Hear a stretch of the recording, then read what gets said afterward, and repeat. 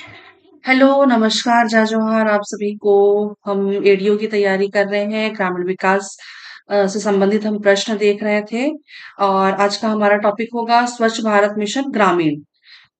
ठीक है, तो इस बुक में जो भी एमसीक्यूज दिए हुए हैं, अमरदीप सर की बुक है जिसका हम रेफरेंस ले रहे हैं।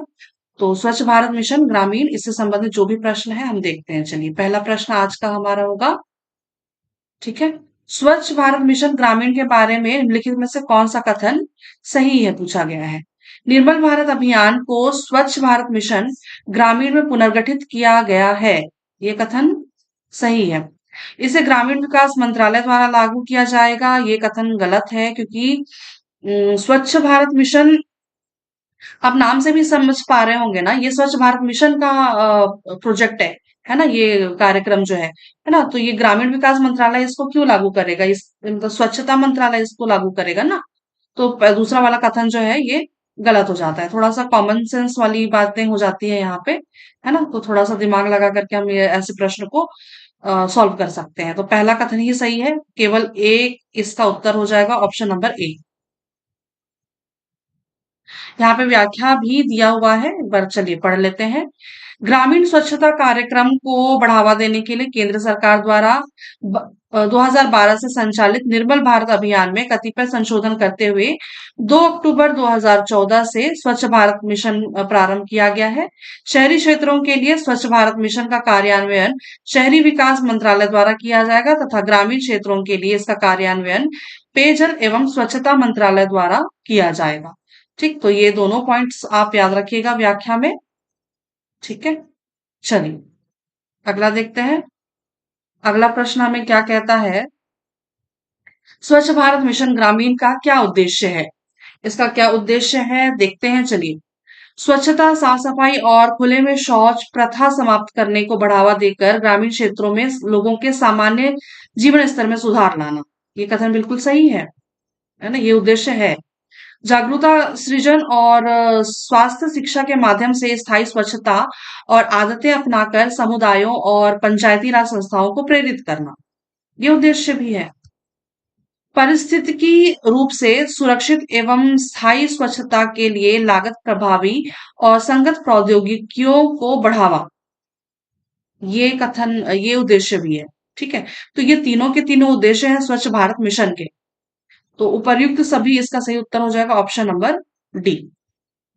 अगला प्रश्न करते हैं। व्याख्या यहाँ पे दिया हुआ है। स्वच्छ भारत मिशन ग्रामीण का उद्देश्य यहाँ पे है स्वच्छता, साफ सफाई और खुले में शौच प्रथा समाप्त करने को बढ़ावा देकर ग्रामीण क्षेत्रों में लोगों के सामान्य जीवन स्तर में सुधार लाना। दिनांक 2 अक्टूबर 2019 तक स्वच्छ भारत का विजन प्राप्त करने हेतु ग्रामीण क्षेत्रों में स्वच्छता कवरेज की गति तेज करना, इसका क्या है, उद्देश्य है।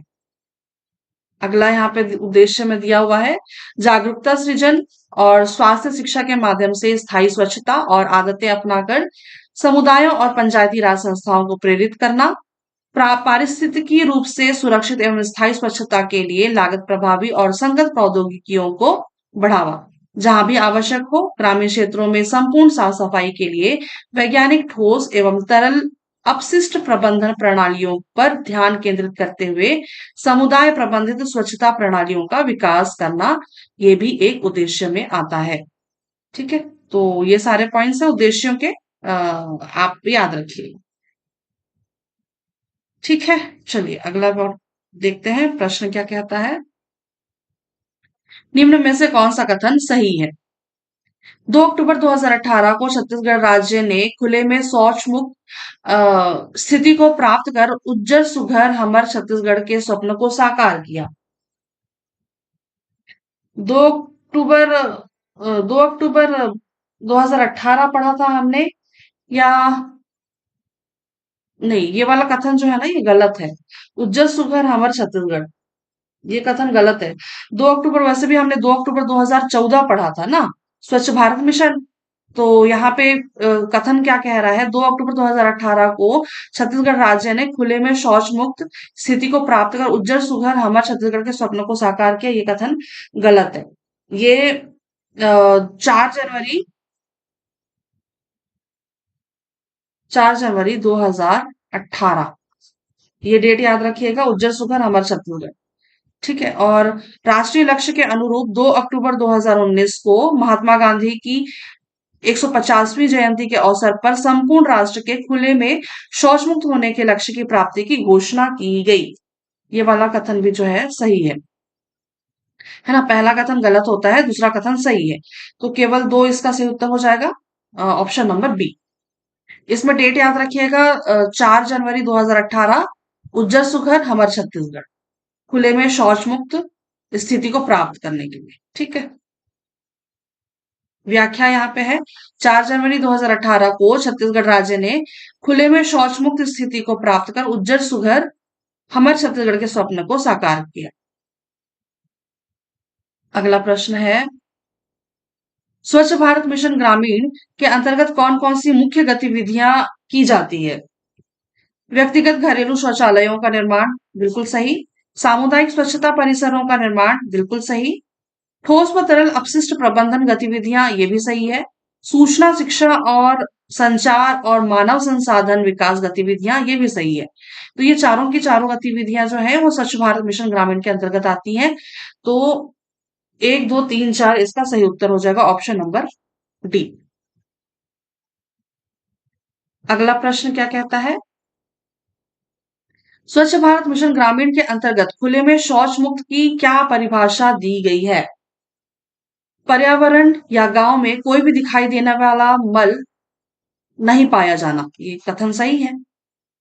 प्रत्येक घर के साथ साथ सार्वजनिक या सामुदायिक संस्थान मल के निपटान के लिए सुरक्षित प्रौद्योगिकी विकल्प का उपयोग करते हैं, ये कथन भी सही है ना। ये दोनों की दोनों जो है ना, ये पॉइंट सही है।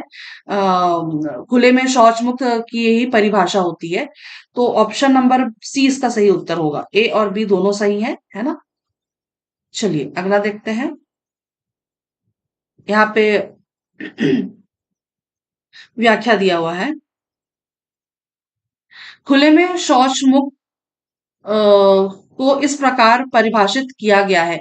ओडीएफ, ओडीएफ का मतलब होता है ओपन डेफिकेशन फ्री, है ना। ओपन डेफिकेशन फ्री को इस प्रकार परिभाषित किया गया है, पर्यावरण या गांव में कोई भी दिखाई देने वाला मल नहीं पाया जाना, प्रत्येक घर के साथ साथ सार्वजनिक या सामुदायिक संस्थान मल के निपटान के लिए सुरक्षित प्रौद्योगिकी विकल्प का उपयोग करते हैं। स्पष्टीकरण में यहाँ पे क्या कहा गया है, सुरक्षित प्रौद्योगिकी विकल्प का अर्थ है सतही मिट्टी, भूजल या सतही जल का कोई संदूषण नहीं होना, मक्खियों और जानवरों के लिए मलमूत्र दुर्गम होना तथा दुर्गंध और अप्रिय स्थिति से मुक्ति।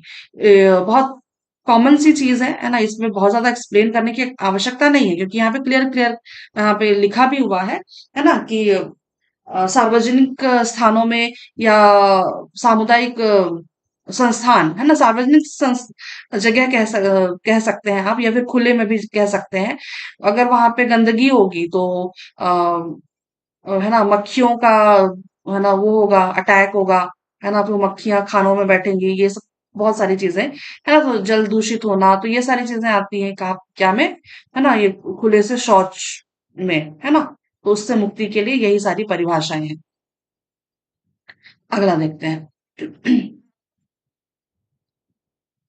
एसबीएम ग्रामीण स्वच्छ भारत मिशन, है ना, ये ग्रामीण के अंतर्गत बीपीएल परिवारों को व्यक्तिगत पारिवारिक शौचालय के निर्माण एवं हाथ धोने तथा शौचालय की सफाई के लिए जल उपलब्ध कराने और भंडारण सहित के लिए दी जाने वाली प्रोत्साहन राशि कितनी है? इसका सही उत्तर क्या हो जाएगा, 12,000 रुपये। स्वच्छ भारत मिशन ग्रामीण के अंतर्गत बीपीएल परिवारों को, ठीक है, बीपीएल परिवारों को व्यक्तिगत पारिवारिक शौचालय के निर्माण के लिए या फिर उनके हाथ धोने के लिए, शौचालय की साफ सफाई के लिए जो जल उपलब्ध कराने का और भंडारण सहित जो भी प्रोत्साहन राशि दी जाएगी वो कितनी दी जाएगी, 12,000।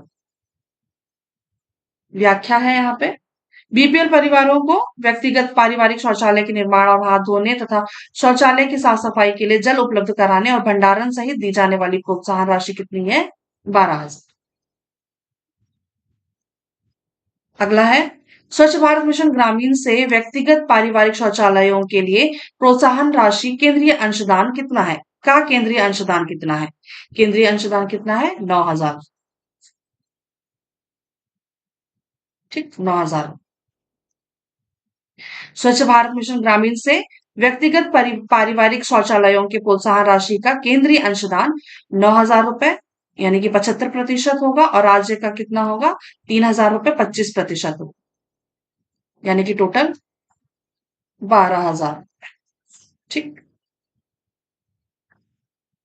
अगला, व्यक्तिगत पारिवारिक शौचालयों के लिए स्वच्छ भारत मिशन ग्रामीण के अंतर्गत प्रोत्साहन राशि पाने की पात्रता के विषय में कौन सुमेलित नहीं है? कौन सुमेलित नहीं है? समस्त बीपीएल परिवार, ये तो सुमेलित है। लघु एवं सीमांत कृषक परिवार, ये भी सुमेलित है। भूमिहीन मजदूर परिवार, ये भी सुमेलित है। पुरुष मुखिया वाला परिवार ये सुमेलित नहीं है, क्योंकि महिला मुखिया वाला परिवार, है ना, महिला मुखिया वाला परिवार जो है ना, इनको पात्रता दी जाती है। तो ऑप्शन नंबर डी इसका सही उत्तर होगा, मु- पुरुष मुखिया वाला परिवार, क्योंकि यही गलत है। अगला देखते हैं। यहाँ पे व्याख्या दिया हुआ है। व्यक्तिगत पारिवारिक शौचालयों के लिए स्वच्छ भारत मिशन ग्रामीण के अंतर्गत प्रोत्साहन राशि हेतु पात्रता की श्रेणी में निम्नानुसार है। समस्त बीपीएल परिवार, अनुसूचित जाति परिवार, अनुसूचित जनजाति परिवार, लघु एवं सीमांत कृषक परिवार, भूमिहीन मजदूर परिवार, शारीरिक रूप से अक्षम व्यक्तियों के परिवार और महिला मुखिया परिवार। ठीक है। अगला देखते हैं। अगला प्रश्न है, स्वच्छ भारत मिशन ग्रामीण चरण 2 का मुख्य उद्देश्य क्या है?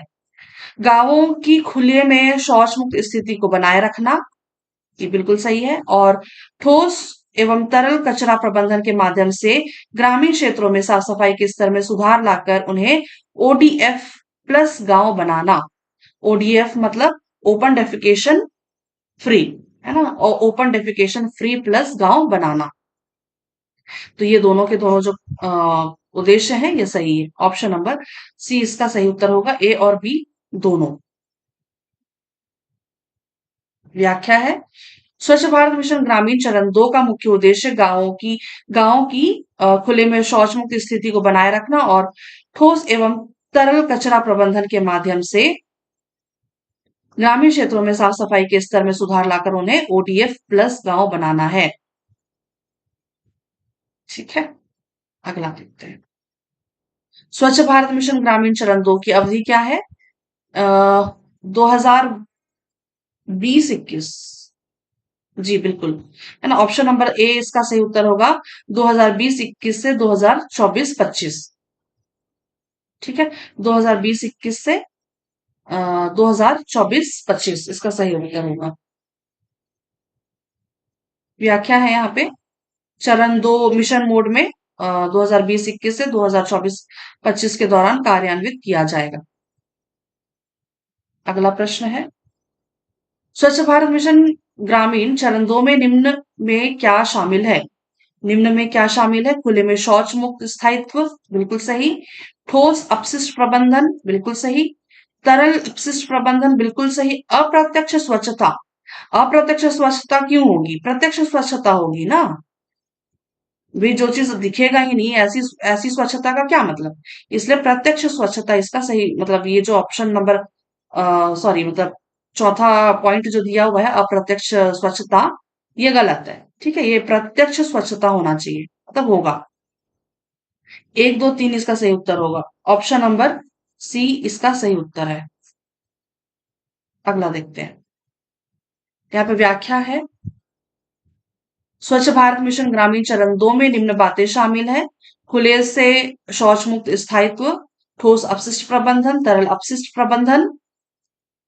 प्रत्यक्ष स्वच्छता, किसी गांव को प्रत्यक्ष रूप से स्वच्छ तभी कहा जाएगा जब वहां के 80% परिवारों में और सभी सार्वजनिक स्थानों पर न्यूनतम कचरा और न्यूनतम जल जमाव दिखे और गांव में कहीं भी प्लास्टिक कचरे का ढेर ना हो। ठीक है।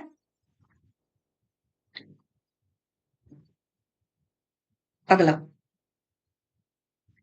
किसी गांव को, अब पूरा प्रश्न नहीं दिख रहा है, ऐसे दिखा देती हूँ आपको। इस तरह से प्रश्न दिया हुआ है, चलिए पढ़ते हैं सबको। किसी गांव को ओडीएफ प्लस घोषित करने के क्या आधार है? ओडीएफ है ना, ओपन डेफिकेशन फ्री मतलब शौच मुक्त, खुले में शौच मुक्त, है ना, खुले में शौच मुक्त प्लस घोषित करने के क्या आधार है? गांव के सभी घरों को कार्यशील शौचालय की सुविधा उपलब्ध हो, बिल्कुल सही। गांव के सभी विद्यालयों या आंगनवाड़ी केंद्रों या पंचायत घर में कार्यशील शौचालय की सुविधा उपलब्ध हो जिनमें पुरुष और महिलाओं के लिए अलग अलग शौचालय की व्यवस्था हो, बिल्कुल सही। 50 से अधिक घरों वाले गांव में सामुदायिक स्वच्छता परिसर हो, ये 50 से अधिक नहीं है, ये 100 से अधिक है। ठीक है, 100 से अधिक घरों वाले गांव में सामुदायिक स्वच्छता परिसर हो, ये वाला कथन जो है ये गलत है। अगला पॉइंट क्या कहता है? गांव के सभी सार्वजनिक स्थानों पर न्यूनतम कचरा हो और न्यूनतम अपशिष्ट जल जमाव हो और प्लास्टिक कचरे का ढेर ना हो, ये कथन भी सही है ना? तो हमारा 1, 2 और 4 सही है। 1, 2 और 4 ऑप्शन नंबर 20 का सही उत्तर होगा। किसी गांव को ओडीएफ प्लस घोषित करने के आधार है, वही चीजें यहाँ पे लिखी हुई है जो प्रश्न में था। गांव के सभी घरों को कार्यशील शौचालय की सुविधा उपलब्ध हो, 100 से अधिक घरों वाले गांव में सामुदायिक स्वच्छता परिसर हो, गांव के सभी विद्यालयों आंगनवाड़ी केंद्रों पंचायत घर में कार्यशील शौचालय की सुविधा उपलब्ध हो जिनमें पुरुष और महिलाओं के लिए अलग अलग की व्यवस्था हो, गांव के सभी सार्वजनिक स्थानों पर न्यूनतम कचरा हो, न्यूनतम अपशिष्ट जल जमाव हो, और प्लास्टिक कचरे का ढेर ना हो, कम से कम 80% घरों और सभी विद्यालयों आंगनवाड़ी पंचायत घरों में बायोडिग्रेडेबल कचरा और तरल अपशिष्ट के प्रबंधन की व्यवस्था हो, गांव में प्लास्टिक कचरे के पृथक्करण एवं एकत्रीकरण की प्रणाली उपलब्ध हो। ये दो दो पॉइंट और एक्स्ट्रा है, तो ये भी आप याद रखिएगा। अगला, गोवर्धन के संबंध में कौन सा कथन सही है? गोवर्धन का विस्तृत रूप galvanising galvanising organic bio agro resources धन, ये है, हाँ बिल्कुल है ना।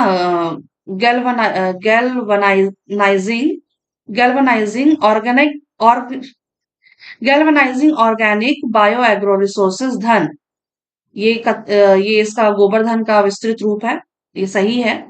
और ग्रामीण क्षेत्रों में उपलब्ध जैविक अपशिष्टों को बायोगैस में परिवर्तित करते हुए ऊर्जा उत्पादन एवं अपशिष्टों के समुचित निपटान के उद्देश्य से गोवर्धन परियोजना का संचालन किया जा रहा है, ये वाला कथन भी सही है गोवर्धन के बारे में।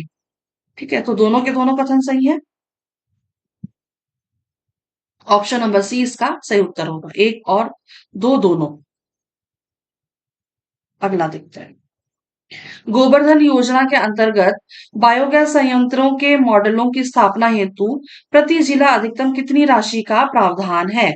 ये 50 लाख रुपए का प्रावधान है, ऑप्शन नंबर डी इसका सही उत्तर होगा।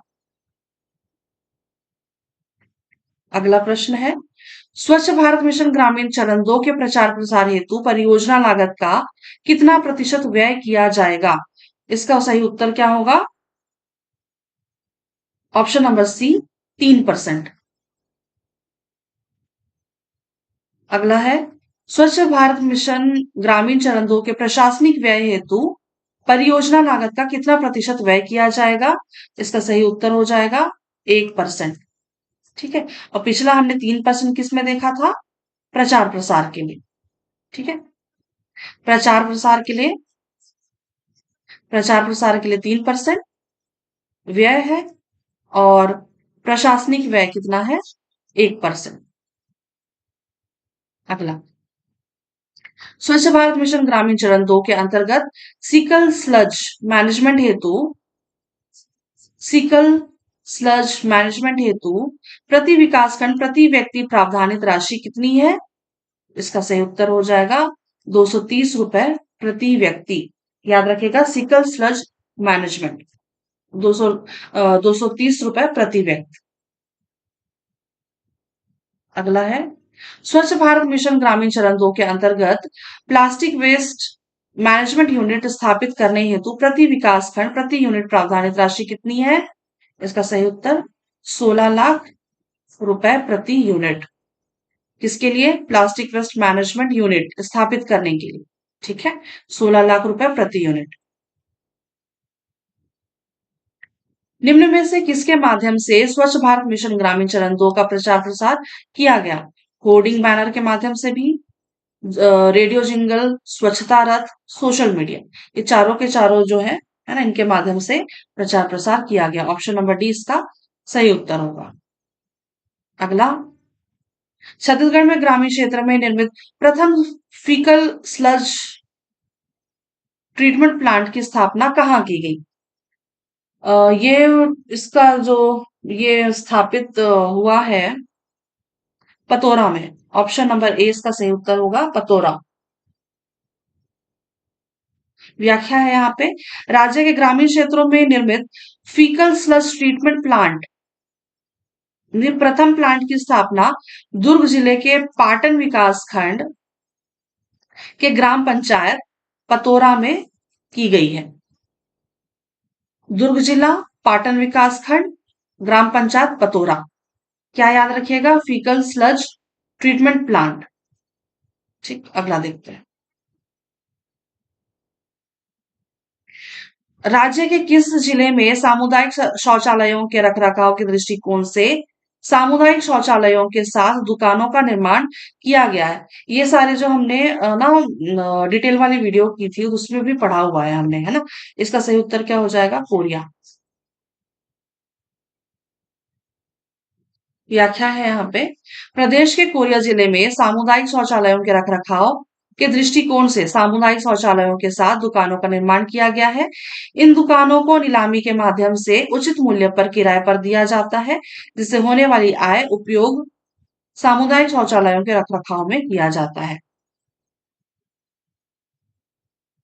अगला है यहाँ पे, बर्तन बैंक के संबंध में कौन सा कथन सही है? ये भी हमने पढ़ा हुआ है, ठीक है।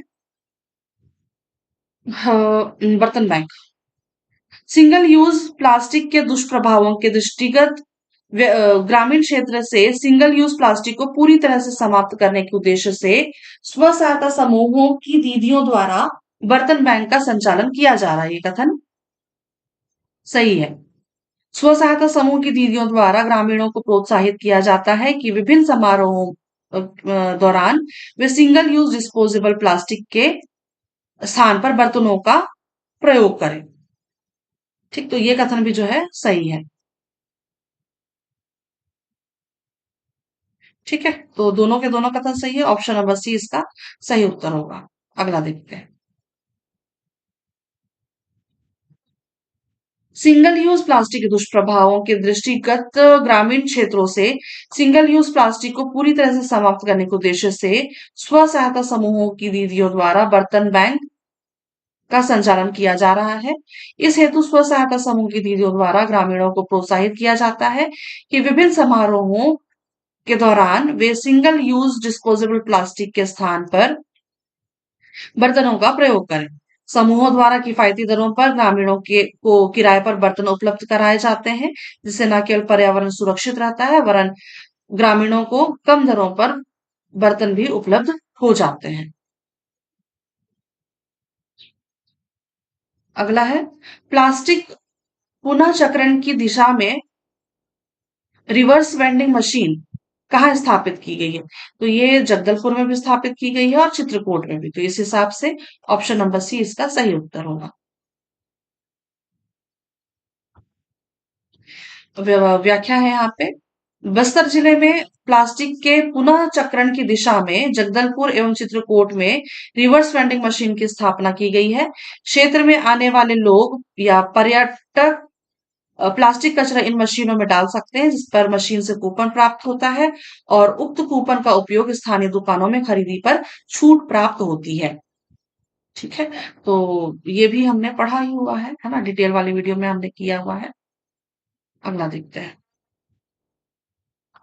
गोवर्धन योजना अंतर्गत बायो संयंत्र का निर्माण निम्न में से किस जिले में किया गया है? गोवर्धन योजना के अंतर्गत बायोगैस संयंत्र का निर्माण किस जिले में किया गया है? उत्तर याद रखिएगा, बेमेतरा। बेमेतरा जिले की ग्राम पंचायत राखी में गोवर्धन योजना अंतर्गत बायोगैस संयंत्र का निर्माण किया गया है।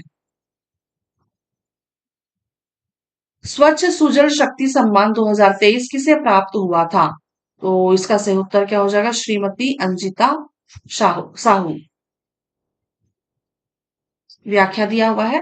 स्वच्छ सुजल शक्ति सम्मान 2023 में पतोरा ग्राम पंचायत की सरपंच श्रीमती अंजिता गोपेश साहू राष्ट्रीय पुरस्कार से सम्मानित किया गया। आई थिंक हमने इसको करंट अफेयर में देखा हुआ था शायद, है ना? पढ़ा है हमने इसको भी। ठीक है, अगला देखते हैं। राज्य में कितने हाईवे सामुदायिक शौचालय का निर्माण किया गया है? तो इसका सही उत्तर क्या हो जाएगा? 157। 157। ठीक है, एक मिनट ना। ठीक है। राज्य में कितने हाईवे हाईवे सामुदायिक शौचालयों का निर्माण किया गया है? तो याद रखिएगा 157। अगला यहाँ पे व्याख्या है। प्रदेश के खुले में शौच मुक्त राज्य की स्थिति को सही मायनों में कायम रखने की दिशा में ग्रामीण क्षेत्रों से गुजरने वाले राष्ट्रीय और राजकीय राजमार्गों पर शौचालयों की सुविधा सुनिश्चित करने के उद्देश्य से प्रदेश के समस्त जिलों में कुल 157 सामुदायिक शौचालयों का निर्माण किया गया है। अगला है, अगला प्रश्न क्या कहता है?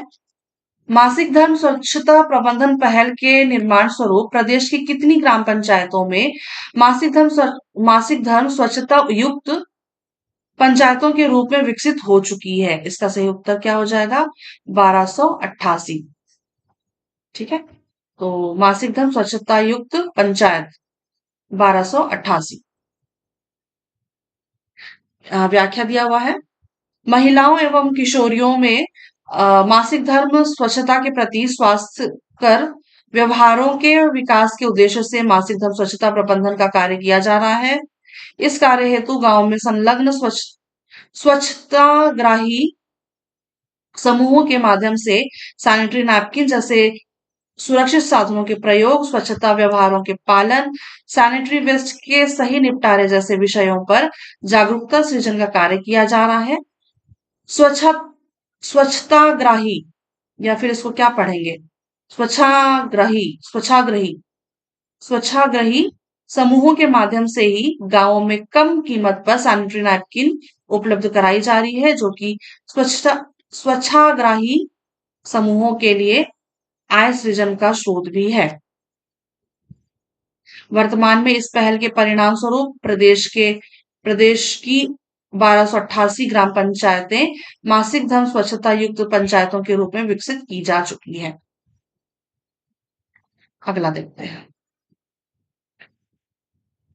ग्रामीण क्षेत्रों में प्लास्टिक की बढ़ती पहुंच से प्लास्टिक कचरे के निपटान की समस्या के दृष्टिगत ठोस अपशिष्ट प्रबंधन अंतर्गत प्लास्टिक वेस्ट मैनेजमेंट एक महत्वपूर्ण घटक है। प्लास्टिक वेस्ट मैनेजमेंट के मुख्य बिंदुओं पर क्या शामिल है?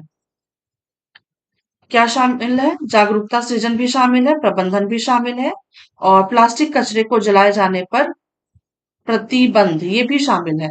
उपर्युक्त तो सभी इसका सही उत्तर हो जाएगा। यहाँ पे व्याख्या दिया हुआ है। जागरूकता सृजन और प्रबंधन। प्लास्टिक कचरे के प्रबंधन हेतु विकासखंड के स्तर पर प्लास्टिक प्रबंधन इकाइयों की स्थापना का प्रावधान है। प्रति इकाई 16 लाख रुपए का प्रावधान है। अभी थोड़ी देर पहले एक प्रश्न देखा था हमने, है ना? 16 लाख रुपए का प्रावधान है। प्लास्टिक कचरे को जलाए जाने पर प्रतिबंध। राष्ट्रीय हरित अधिकरण एवं प्लास्टिक अपशिष्ट प्रबंधन नियम 2016 के अनुसार प्लास्टिक कचरे को खुले में जलाया जाना पूर्णतः प्रतिबंधित है। ठीक, अगला लिखते हैं।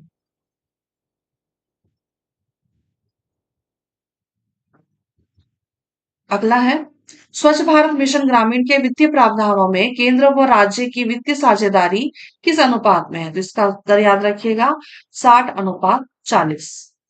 60:40, जिसमें से केंद्र का कितना है? 60 है, और राज्य का कितना है? 40। अगला प्रश्न है, राज्य में 17 सितंबर 2024 से 2 अक्टूबर 2024 की अवधि में स्वच्छता ही सेवा अभियान चलाया गया। ये कथन सही है। राज्य में 17 सितंबर 2024 से 2 अक्टूबर 2024 की अवधि में स्वच्छता ही सेवा अभियान चलाया गया। 19 नवंबर 2024 विश्व शौचालय दिवस से लेकर 10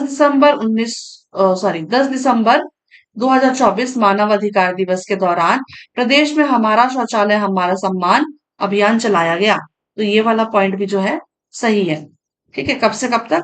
19 नवंबर 2024 से 10 दिसंबर 2024, यानी कि विश्व शौचालय दिवस से लेकर के मानव अधिकार दिवस तक।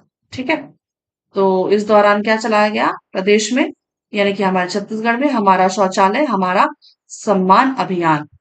तो दोनों कथन सही है। ऑप्शन नंबर सी इसका सही उत्तर है। व्याख्या दिया है, देख लेते हैं।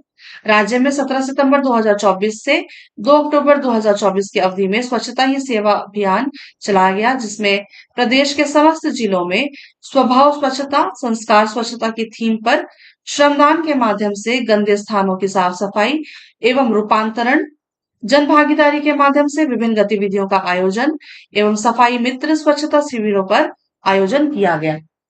तो ये पॉइंट याद रखिएगा, हो सकता है पूछ लिया जाए कि 17 सितंबर 2024 से 2 अक्टूबर 2024 में ये स्वच्छता ही सेवा अभियान चलाया गया। ठीक है, जिसमें जो उसका जो थीम था वो क्या था? स्वभाव स्वच्छता, संस्कार स्वच्छता। ठीक है, इस थीम पर श्रमदान के माध्यम से, श्रमदान का मतलब आप समझते होंगे वॉलेंटियरी, है ना, कि अपनी मर्जी से काम करना। अ, कोई किसी को यहाँ पे अपॉइंट नहीं करता है, कोई किसी को मतलब काम करने के लिए बुलाता नहीं है।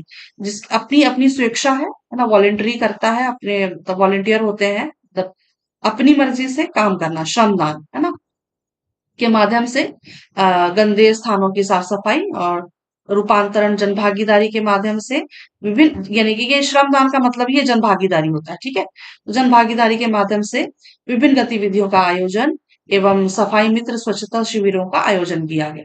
और इसके बाद फिर 19 नवंबर 2024 जो विश्व शौचालय दिवस के रूप में हम मनाते हैं, और 10 दिसंबर 2024 जिसको हम मानव अधिकार दिवस के रूप में बनाते हैं, तब तक हमारे प्रदेश में, हमारे छत्तीसगढ़ में हमारा शौचालय हमारा सम्मान अभियान चलाया गया। ठीक है, और इस अभियान के दौरान शौचालय विहीन परिवारों का चिन्हांकन कर उन्हें शौचालय हेतु स्वीकृति प्रदान की जा रही है। ठीक, तो ये सारे पॉइंट्स करंट अफेयर के दृष्टिकोण से महत्वपूर्ण है। चलिए, याद रखिएगा इन सारी बातों को। तो ये जो टॉपिक था हमारा, ये टॉपिक हमारा कंप्लीट होता है। फिर हम देखेंगे दो या तीन टॉपिक और बच जाते हैं हमारे ग्रामीण विकास से, वो कंप्लीट करेंगे। उसके बाद फिर हम कोई और सब्जेक्ट देखेंगे जो हमारे सिलेबस में है। ठीक, तब तक के लिए आप सभी को धन्यवाद, शुक्रिया और आभार।